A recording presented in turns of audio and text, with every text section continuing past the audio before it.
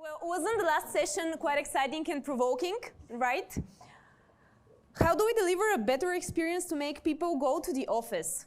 Is there a one-size-fits-it-all universal solution for all types of companies at all? Why there are not enough phone booths?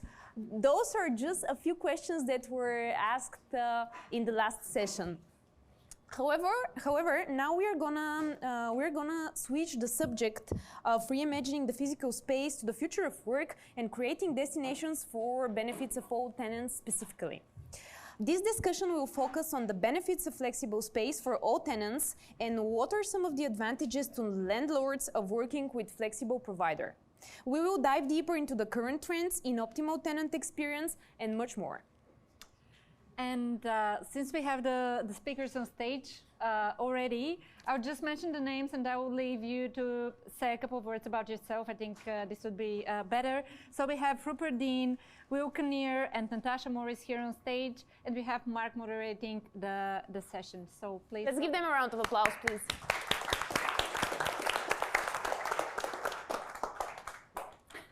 All right, why they let a Yank on stage with three proper Brits, I don't know.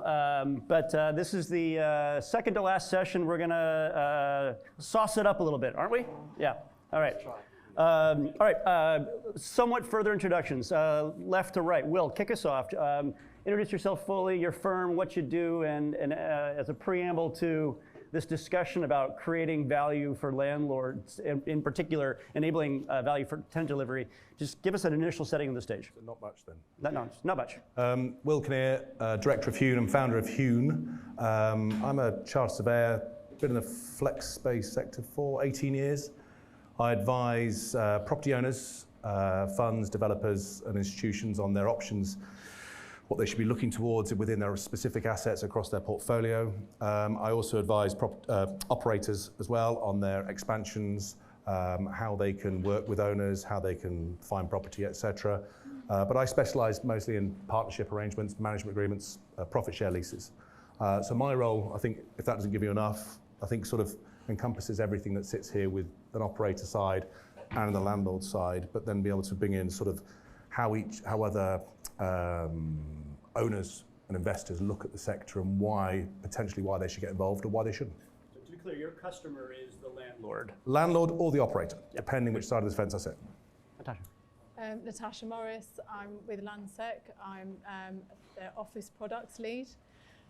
To explain what that is, Landsec diversified their office offering into 3 defined products. We've got Blank Canvas, which is our traditional Cat A product, Myo, which is our flexible serviced product, and Customized, which is our fitted product, typically for single occupiers, which we can add managed services to as a bolt-on. So I'm here as a landlord and as an operator. My role is to scale up Myo and Customized, which shows commitment to this the flex sector. It's definitely is the future. So hopefully I'm here to give an overview of both sides of the fence, really. And Rupert, bring us home. So I'm the co-founder and CEO of x+why. And x+why is an operator that works with landlords operating across a range of amenities, from traditional kind of desk and chairs to wider amenity. And basically just really work with them to be able to activate both estates and buildings and I guess execute on their wider vision for the space beyond just desks and chairs.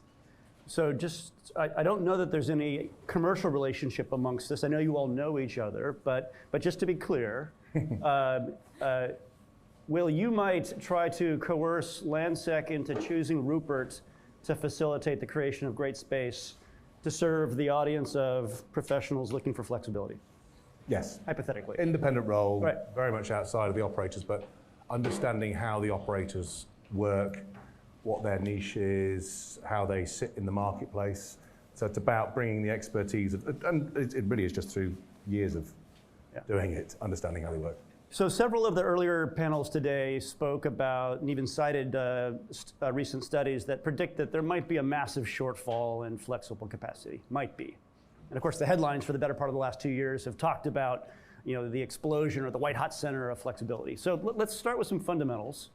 If an argument is being made, Rupert, to an institutional landlord who hasn't yet perhaps taken the leap that a Landsec has, so if the argument is being made about the benefits of amenitizing a building, or of bringing flexible operations into a multi-tenant building, give us those fundamentals. What's the why? No pun intended. That's a good one. So I think fundamentally the way we pitch it is we say to a landlord that ultimately you've got to be able to differentiate yourself in a very saturated market. There's a lot of offering out there. There's a lot of operational offering. There are a lot of brands. There are a lot of white labels.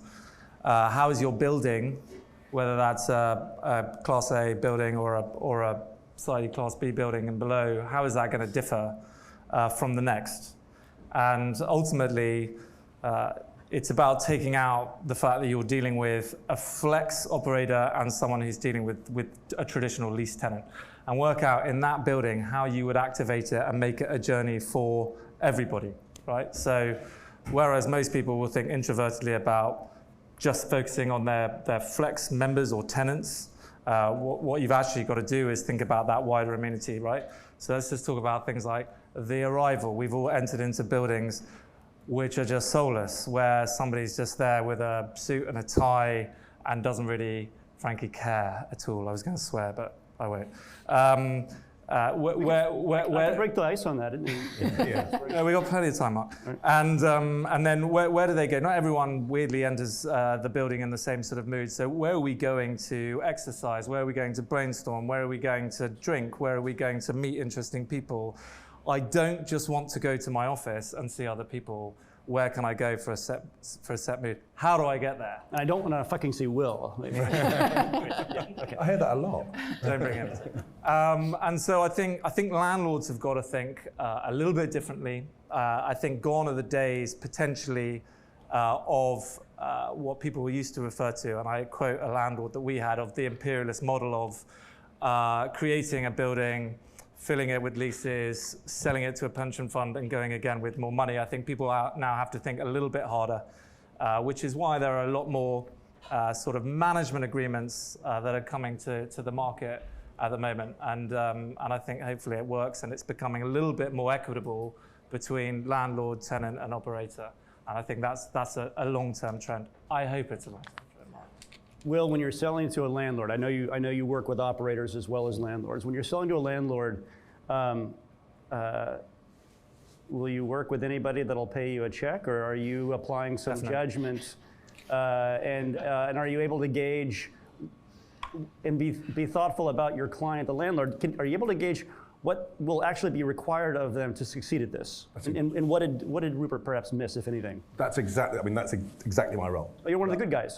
In theory, Yeah. in theory. Yeah. I mean, I'll work with anybody that will show a check, but in terms of, if I take it to all honesty, we have millions and millions of assets around the UK. Let's look at the UK alone, and we are in a position where the advice they're getting these days is changing all the time. Traditional agents who have been the advisors in the past have been saying, we don't need to put tables and chairs in. We've always done Cat A plus, Cat A space. Don't worry about carpet even. Yeah. Broadband, wouldn't even think about it. So we're now getting to a stage where I think the biggest point is how you guys and how operators sit in this is how people find space these days, how people actually go about, how occupiers go and find space. And the biggest change is obviously online brokers. And to be with the online brokers, I advise owners that you've got to look at their own asset and say, right, what can you do with that asset? Can you put a flex operator in there? Is enough space to do that? Have you got the money to do that? Can you enter into a partnership agreement, or does the way that the fund is set up allow you to do that? Because it might prohibit you from actually taking anything other than the rent. So you've got to be, I've got to be in a position where I've got all the options at my disposal, but using that, we've then got to work out why you're trying to create this space. It's trying to find occupiers. Let's not forget, all owners want to do is fill the space. For 200 years, they've had complete control. Occupiers have had no control. You want to take my space, you take my space, but you take it the way I want it, with the incentives I want to give, etc., or you'll go somewhere else and get the same thing. Now we're in a situation where online brokers hold so much power. If you're looking for office space, do you go to JLL Young, Cushman's. I do not. You do not, yeah. But you know, from my point of view, it's true. People don't know these names. What they do is type in online. What comes up is a free brokerage service that says, we'll find you office space. We won't charge you a penny to do so. And we'll take all that hassle away. But all we're going to show you as a broker is everybody that's on my list. So if you're a building owner in this building here, and you're not on that list of broker opportunities, then you'll never see that online client, online occupier. And more importantly, these are not tenant rep work. So they're not represented. So that broker will not go out to the marketplace and say, hi, I've got a client that wants to look for space. And therefore everybody with a building can come and say, hey, we've got some space, come here. That broker will keep it quiet because they're not retained by them. So we've got this problem that owners need to see and be visible to online brokers, but therefore my job is to say, well, actually, what do you need? Flex space, space to service, whatever else it is, to open those doors and allow people in. So Natasha, if we take this bloke as being sincere and honest, and I mean, I've known him for about 45 minutes, and so I think he's quite honest, yeah. He suggested halfway through his answer that when he works with a client, again, I don't think he's a seller to land. We don't pay him, no. That he's going to be thinking about the interest of the landlord and maybe get to the why, like what they're trying to solve for. So Landsec is one of the bold in its class. Yeah. It's, you know, along with other folks like Hines and Tishman and a select cadre that have actually stepped forward and put a brand out there. Yeah, true. What the heck, we're getting clean now, what the heck were you solving for? What was the why behind Mayo and the other products? Get honest with us here. What problem was Landsec trying to solve? Less of a problem to solve and more of a not being left behind. Right. You know, if this is the market that's exploding, if this is the future, or at least a rapidly expanding sector, I don't think you can say you're in the property industry and then ignore what doesn't suit your normal palette. I mean, HMV ignored streaming and, you know, look where they are. I don't know if that translates. To an extent, keeping your hat in the ring was a really important part of it. Right. What you learn from, and certainly using the resources we have and the knowledge we have as property owners who have been engaging with our customers over time and really understand how they occupy their buildings. We have those relationships and partnerships, as we like to call them, with the customers, and see how they are, you know, evolving their spaces and the use of their spaces. We should be able to use that knowledge and actually deliver good flex. And I know there's more to it than that, and it's certainly been a learning curve. But I think the other flip side, and it's probably something that we were talking about earlier about why would you have it in your building, is the benefit to our existing customers of having flex in their same building or on their campus. That was identified too, and actually that's just magnified now post-COVID, hybrid working, you know, reducing footprint, trying to outsource some of these business uses into other spaces, and it's been really an important part of it. So that comment, not being left behind, I don't know if that was sanctioned by your colleagues or not, but that to me sounded quite... I wasn't here when they thought of Maya, which is why I'm allowed to say I'm 9 months in. With all due respect, that sounded very honest and vulnerable. To not be left behind suggests that the center of gravity is moving somewhere else, or things are changing. There's change afoot. If there was only, you know, flex is not new, as everybody here has said, and lots of people in this room have been in it a lot longer than I have. I'm not going to claim to know any better, but we can't deny it has changed in the way, I don't know if anyone was ever involved in student accommodation. It's always been there, and then it had its boom market, or investors were interested, it's an asset class of its own. I think that flex is having its market, its day, and it's just sort of coming into the mainstream now. If I say to people ask me what I do, I can say, have you heard of WeWork? And they've kind of got an idea, so suddenly at the dinner party they have a clue. So there's just more of an understanding of it. So I think that's part of it, but I don't think, I'm not quite saying being left behind in that there will never be a need for what we traditionally have, because there will. It's just we're diversifying, and finally now we're going to offer all of the different products that different companies are going to need on their journey. And I think we've exactly going back to two of your points in terms of that. Flex space, by its very nature, was designed to be short-term leases. That's really what it was. It was office space with short-term leases, no breakout space. And it goes back to Chris's point that he made earlier on in terms of no one person fits all at the moment in terms of how they want to work, where they want to work. And the ability to flex and have a product and have a building that can be switched on at different times of the day for different people wanting different things is absolutely key. And traditional landlords can't do that. There's just no way that they're set up to do that. Some landlords are flexing and now saying, we need to be able to, excuse the pun, we need to be able to be part of this and be able to offer this to our, but there's not many. What do you mean they can't do it? I mean, Natasha, Well, you're saying sorry. I was letting him finish his But a lot of them can't do it. A lot of them aren't in the position to do it. They're not set up to do that. They haven't bought on the basis of it. They don't have an asset management team to do it. Some are forward thinking, and exactly, there's so many elements to this that what we can't do is say that every single asset is owned in the same way or run in the same way. Let's get you back in here, Rupert. Do you, not that you were gone, do you think, if Natasha said to you, Rupert, love what you're doing at x+why, we're going big, we don't want to be left behind, we really don't want to be left behind. In fact, we're going to take, how big is your portfolio? 100 million? 50 million? The Landsec Landsec office. Yeah, 5 million. 5 million. So if Landsec said, we really don't want to be left behind, we're going to go frickin' all in, we're going to put 80% of our portfolio asset strategy into not being left behind, and we're going to do this new thing. Would you be comfortable enough, if she was writing the check, to program and implement 80% of a landlord's portfolio? Do you think that the answer of what the market needs and what workplace should be is knowable yet? I mean, I think there's no end to it in the 80%. Is just a number where we continue to grow, we continue to work with multiple landlords. And it would make no difference, not that Landsec would do that, because I'm sure that they would do as much of it as possible in-house. But and it's not, 80% is an interesting number because I think that's exactly what GPE have recently said that they're targeting, which is a massive move over to flex. I don't know whether it's as high as that. I'm not putting words into their mouth. But it's just a number for us, right? So we continue to grow, we continue to operate with multiple landlords. I mean, the beauty for us is that the vision, as I think Will said earlier, the vision for every landlord is always slightly different. Right? Mm-hmm.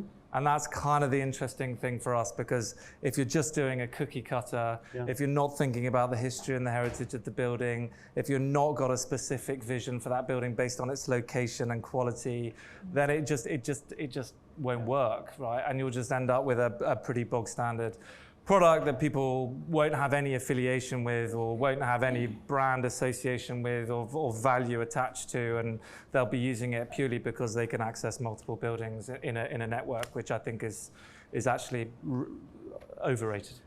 I think one of the central notions I'm poking at, and I think all three of you will have a unique perspective. I know firsthand over on the occupier side that enterprise real estate leaders, the people that used to write the check to you, are paralyzed. Not 100%, but there's enormous congestion in the leasing flow. They're fearful of making the wrong decision. Everyone would like the clear answer, the vetted, proven answer to be before them so that they could act with confidence. Is there that same congestion or paralysis due to uncertainty constraining? We'll start with you, Natasha. Is Landsec feeling cautious about not being left behind, or how far into its journey of learning what the future wants do you feel that you are? Are you ready to say we've got it figured out where we can now scale this thing into production? Can we scale our Myo flexible office into? Yes. That class of assets. Yeah, there's loads of questions you've got in there. So, can we see the future? Well, no, because for each customer, their journey is going to be completely different. Their employees are going to want different, versions of hybrid. They're going to be thinking about different locations. They're going to be thinking of different solutions. So, what is the one future? I think the one future, there's no such thing. I think we have to be diverse and try as a landlord to, catch and provide the right spaces as best we can, using all of our knowledge and all of our experience and all of the learning that we're seeing happening within our portfolio to get those spaces right. And there'll be, some that will excel and, some will be a harder journey. it's not new. Developers have to develop spaces that people want to use and occupy. That's not new. It's just perhaps our expectations of what our experience in the office is going to be on a daily basis has changed, because we've been at home in the last 2 years completely to our own comfort levels, to our own experiences, our own tolerances. We've changed through that, and as we come back into the office, there's 1,000 opinions, whereas once we used to conform. So, well, in the last panel, noted. Thank you. In the last panel, Charlie Morris from Avis & Young made a comment. We need agile suites, as Avis & Young has branded them, or team suites, spec suites. The team space for a group of 20 or more people. And then he also said, and we also need the on-demand by the hourly space. Those are radically different products and customer experiences and build-outs. Yeah. I mean, radically different. And how how we as developers actually deliver that within the one building, within the one campus, is the direction of travel for Landsec. So the wider team I sit in is very much looking at that. Right. So any new developments coming down the line, we're looking at thinking, well, what amenities are going in here? Who they're going to be available to, how many of the products, how much is going to be flex, how much is going to be fitted, how much is going to be blank canvas, what else do we need to add into the mix? And that's just a continual evolution, and it's working with the right designers, starting with the right people, speaking to our customers, and trying to get it right each time. But like you say, it's a risk because you're fixing that your ideas on that development and delivering it and seeing how it works. Thank you. I think the issue that we have, or the owners have, is to sit still is the status quo, and it's easy to do. If you're an asset manager, you're a fund manager, to sit still and do what you've always done and then blame the market is easy. And I'm not criticizing fund managers and asset managers. If you decide as an asset manager you're going to take the step and go and spend money either on a Cat A+ fit out or bring an operator in a management agreement, and it doesn't work, you've just put your job at risk. If you sit still and do what you've always done and blame the market, it's easy to do. So I think there's another point going back to where you were with Rupert with regard to 80% of your portfolio, for example. I keep going on about the right operator with the right asset. Every asset has to be looked at differently, whether it's location, whether it's quality of product, as you mentioned earlier on, how an operator fits in with that, or how the FlexSpace, or even how the Cat A+ fits with that. That's key. Rupert, what if that's completely wrong? What he just said. What if they're both missing the point? What if they're both missing the point entirely? Yeah, it would be. What if it's about the customer and the customer isn't who the customer used to be? What if it's about the customer experience and the customer is actually the employee, and there's a journey that, with all due respect, they've never really thought about because they were signing a lease for 10 years with some empowered real estate manager. So take us through customer journey. Is that a relevant topic to the world that they want to be a part of? Yeah, definitely. I think ultimately, like Will says, they're always different. And I think that landlords have got to play with it a little bit, right? And it will depend on the building, it will depend on the location, it will depend on lots of different things. But ultimately, whether you are a short-term tenant, what people call flex, I suppose, or you are a long-term tenant or a lessee, ultimately you want, if you're in a grade A building or class A building, you want the ultimate level of service and quality, both to enhance hybrid working, but also to attract your employees. Right? So if you think about those as kind of macro consequences that you are dealing with right now, particularly with getting people back to the office, with some of the economic stats around the low unemployment and therefore some of the strength that employees have, as well as just the sort of general cost liability that you want to remove as a CFO of a business and use more amenity, you're going to have to play the game, right? And if you're looking at that, why not look at everything else that they're asking for? Why not listen to what people are asking for? Why not look at what the market is doing? Why not see who's doing it well and who's doing it badly? And obviously those that actually put the customer first, and this isn't obviously a real estate algorithm, that's any business, succeed, right? So what is it that customers want? They want a phenomenal journey. They want people who care. They don't want to be told no. They want really good service. They want a mix of kind of food and beverage, essentially. They want on-demand stuff. They want it bloody easy. And they want it to be, all done in like quick time. And I think that's where operators are, good, right? They are, really good, because actually it's not about tenants where you just squeeze into a space and ask for a check every quarter and then never see them again, and they don't notice the leak gushing through. It's actually much more about the customer journey and what they want on a data. It's much more like hotels, if you like. Yeah. I hate that expression, but the hotelification. Oh, horrible. But that's what it is, kind of getting It's to. about the consumerization. It's good, Yeah, better. it still sounds too sounds way too McKinsey, doesn't it? Yeah. There's no anybody McKinsey here? No. Okay. I've been at this sort of way too long, and I'm not a real estate guy, full disclosure. But in the 15-year sweep or so of me mucking about in this realm, this isn't the first time I've heard from the landlord community sort of a wave of change. I mean, there was the amenitization wars that were raging, in the years before the pandemic. And if I go back 15 years, it was the marble in the lobby. You got to revamp the lobby so that we project a great brand. And then more recently, 4 to 5 years ago, it was, I see you nodding, it was the gyms or the yoga room. I kind of feel like, you're still smiling. I kind of feel like some of those waves of amenitization wars missed the mark. Like the gyms are sitting mostly empty. I mean, pre-pandemic they were. Like how is this going to be different than, how will this round of new capitalization to create better experiences that are customer-centric, how are you going to get it right this time? Are you going to get it? Well, what's the metric for right? What do you mean by right? Well, I imagine it'd be share price for land sec or economic occupancy of a building, or not having to give the keys back to a lender, as Chris predicted and others have. So survival, how about that first? I'm going to answer a slightly different question. Please, because that was a shit question. Yeah, take it away. Just make it up. Yeah. I do. Answer the question you wanted to be asked. There. Yeah. No, I was just listening to what you were saying about these waves of change, but people aren't static, and we continue to change and grow. And if you think that people are at the centre of using these buildings, and what I would say our shift has been is thinking less about leasing to the company and more about the end user experience. That individual is now front of mind in the way we design our spaces, in how they're going to be used, and therefore, if you build around individuals or try and capture any common experiences and allow for differences, and I think that's the layer up.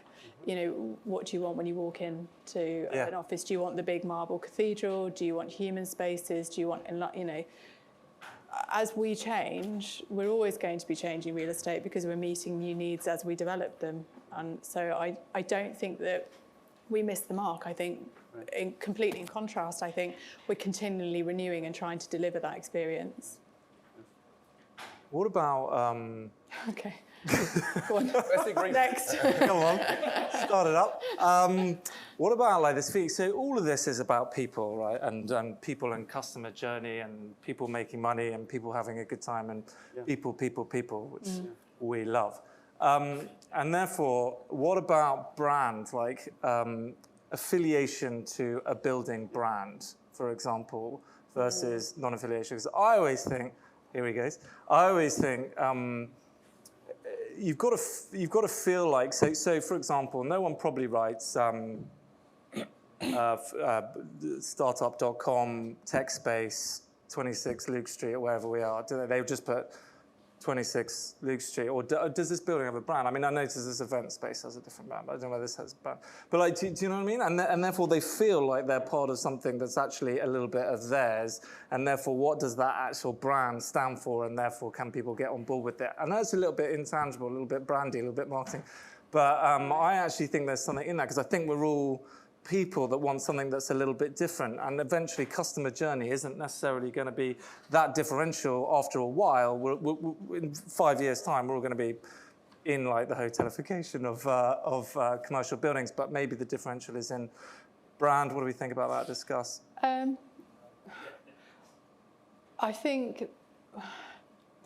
think it's two things. I think that perhaps brand, where it fosters a kind of a reliance and an expectation and a trust in, say Myo powered by Landsec, that we're going to deliver you a quality, that, we're going to be delivering sustainability and ESG and a level of service and all of those kind of things. I think a brand can go to an extent there. Yeah.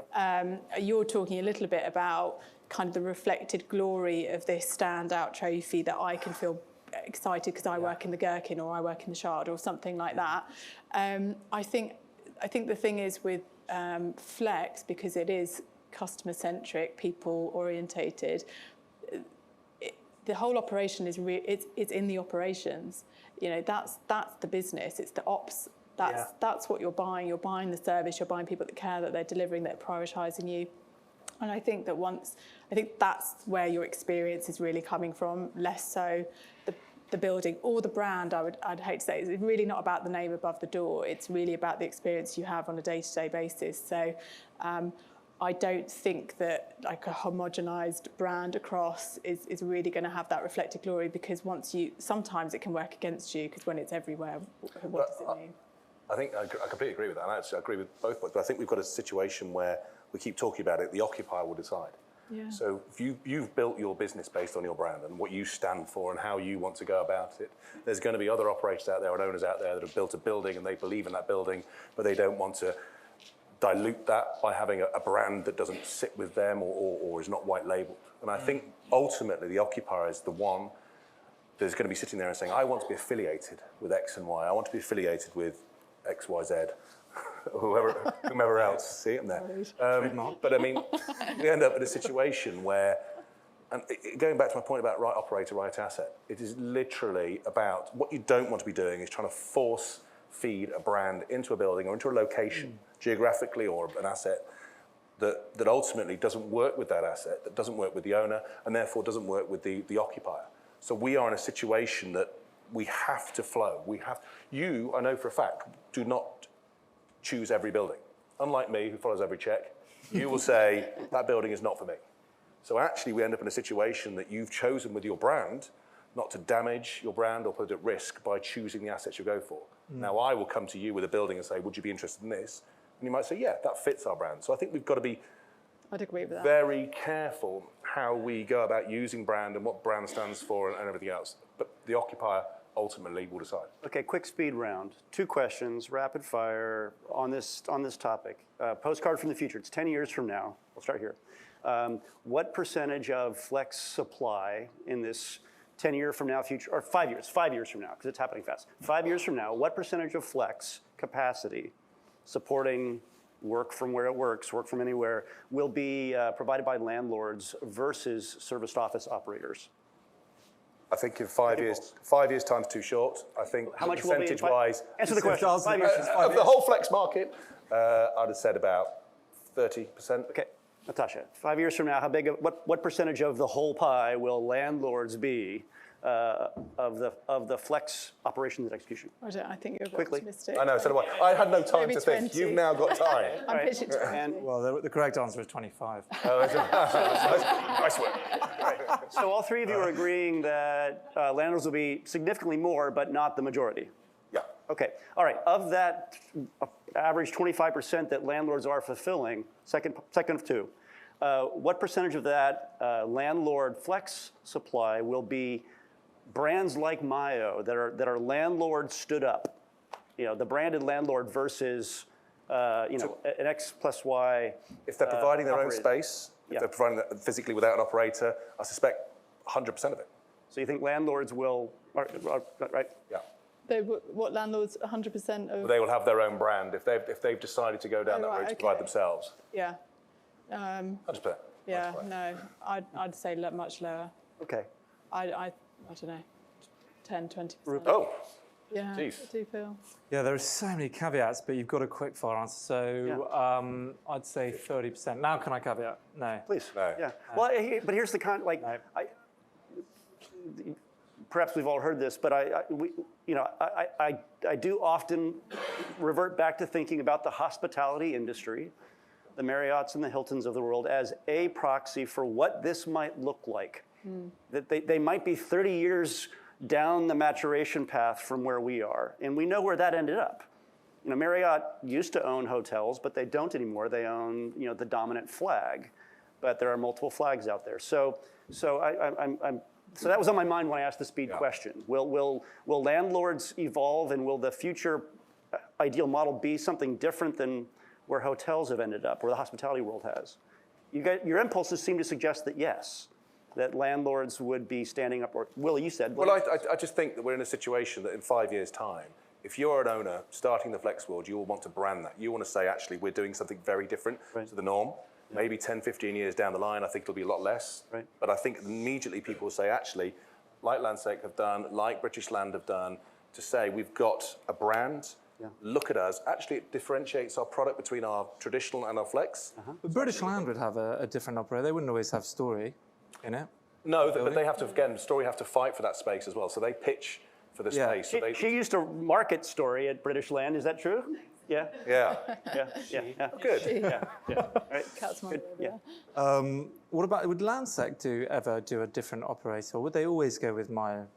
Because it's a bit of a different product, isn't it? It is, and I suppose when Myo was created, we had majority London or South East office portfolio. Now, through the acquisition of HEWN, we've got holdings in Leeds, and Manchester, and Glasgow, and we're looking at how do you repurpose our retail assets, and is there a play there? And you know, there's a lot of opportunity, and I would agree that perhaps we wouldn't place Myo in every location. Or perhaps we would do a version of Myo, I don't know, but there's no way we would say we wouldn't have an agreement with somebody. We just don't at the moment. Because someone like a Landsec or a British Land, they're not buying buildings and developing buildings with flex in mind. They're obviously developing it. GPR. With GPR, or didn't, and therefore, like when they get to it, it might not work within that building that they've developed or created or built, and therefore, floor plates. But exactly, and therefore, but there is still a requirement for this flex, and therefore they might. I do think you will see development with flex in mind in the future. Oh, definitely, I do. 100%. And I think it might, and talk about your floor plates. How much is that going to affect values of buildings? That when people come to buy them, that are VP or whatever else, they can sit there and say, well, actually, I don't think I can get all my products in here. I want to have traditional, I want to have Cat A+, I want to have Flex. It doesn't work. So actually, I'm going to walk on by. Yeah. Mindful of time, and we are at time, I'd like to reference Simon, who I think was on the first panel this morning, and you very generously said, hey, we need to share data. We want to share. You put yourself out there and opened your front door. So we've got to our esteemed panelists. We've got, I think, something like 500 people that are purportedly watching this right now, and it's being recorded. Wave to the camera, everyone. And so there's going to be a half-life to this. So to that end, and inspired by Simon, each of you, please, Will, if you'd start, tell us again who you are, and are you is your door open? And would you like the audience to seek you out for, if they're inspired by what they heard in this recording? Oh, yeah. If I haven't made it clear enough already, I will accept money from anybody. There's staff up there, anybody. So, yeah, absolutely. And Natasha, Landsec, can people come and learn from what you're learning? And are you open for business to be chatted with, whether it's on LinkedIn or email or what have you? Definitely, I think that's how we got to here and have our own product, is because we went out and learned from people like Simon. So absolutely. I was just recalling how we had a beer 7 years ago. No, 5 years ago, and where I basically pulled his brain apart for my whole business model. So he was very influential in me deciding to go, or us deciding to go and do X and Y, and likewise, I would always speak and talk to anybody that was interested. I'd tell them not to do it, but for those that were interested, I definitely, the door is always open for sure. Super. Well, I agree with Chris Early's comment earlier.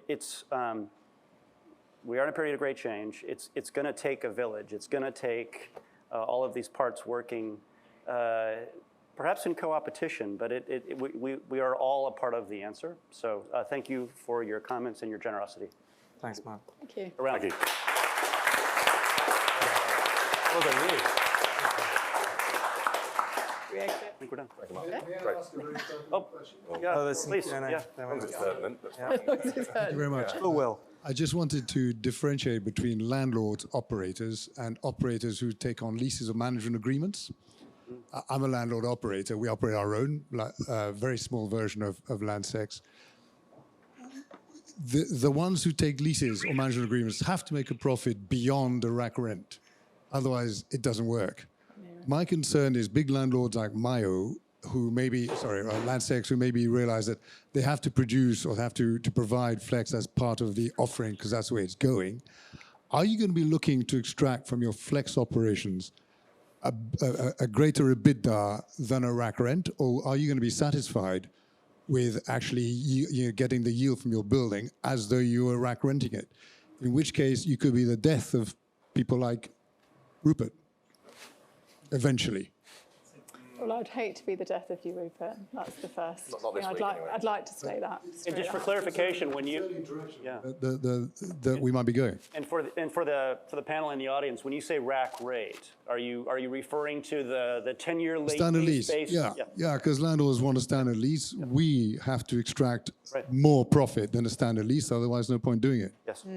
Well, I can't answer for all landlords, but the way we are doing it is a part of the appeal of Landsec creating its own brand and coming into the FlexWorld is to actually experience that enhanced income profile. So I think we're probably holding ourselves to the same standards, and I know not every landlord is going to do the same, but there is that confidence that at least we are hitting our ERVs and our expectations and, void savings. So there are advantages to us of doing our own, but we are in it for the enhanced income profile.